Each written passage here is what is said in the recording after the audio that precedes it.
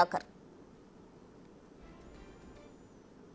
KTR ACB కేసులో court తీర్పును స్వాగతిస్తున్నాం.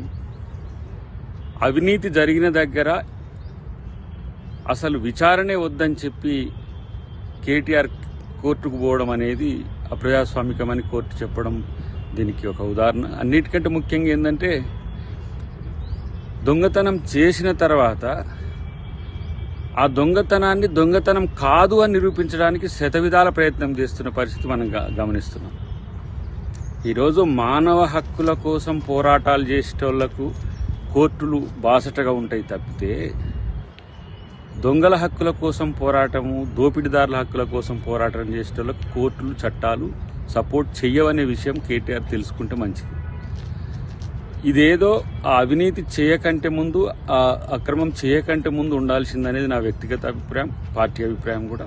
ఇలా ప్రభుత్వం ప్రజల ఆస్తులకు రక్షణగా ఉండాల్సింది పోయి మీకు ఇచ్చిన అధికారాన్ని దుర్వినియోగం చేయడమే కాకుండా ఇష్టానుసారంగా నిధులను ఇతరులకు, ప్రైవేటు వ్యక్తులకు తరలించడం అనేది ఆర్థిక నేరం.